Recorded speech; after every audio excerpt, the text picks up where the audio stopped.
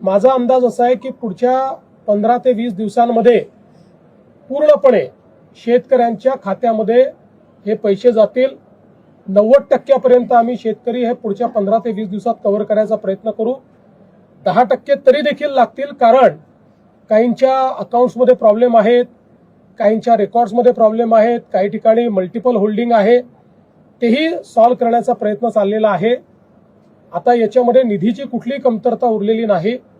फक्त आपण एक समजून घेतलं पाहिजे की याची प्रोसेस आहे, त्या प्रोसेसमध्ये 2 वेळा याद्या व्हॅलिडेट कराव्या लागतात। कारण जसं कोणी पात्र सुटू नये तसंच कोणी अपात्र किंवा जो एलिजिबल नाही त्याच्या खात्यामध्ये पैसे जाऊ नये याकरता याच्यात मोठ्या प्रमाणात माझा अंदाज असा आहे की पुढच्या 15 ते 20 दिवसांमध्ये पूर्णपणे शेतकऱ्यांच्या खात्यामध्ये हे पैसे जातील।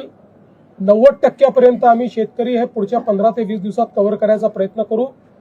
10% तरी देखील लागतील, कारण काहींच्या अकाउंट्समध्ये प्रॉब्लेम आहेत, काहींच्या रेकॉर्ड्समध्ये प्रॉब्लेम आहेत, काही ठिकाणी मल्टिपल होल्डिंग आहे, तेही सॉल्व्ह करण्याचा प्रयत्न चाललेला आहे।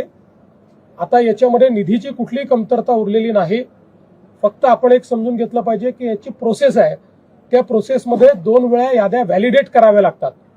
कारण जसं कोणी पात्र सुटू नये तसंच कोणी अपात्र किंवा जो एलिजिबल नाही त्याच्या खात्यामध्ये पैसे जाऊ नये याकरता याच्यात मोठ्या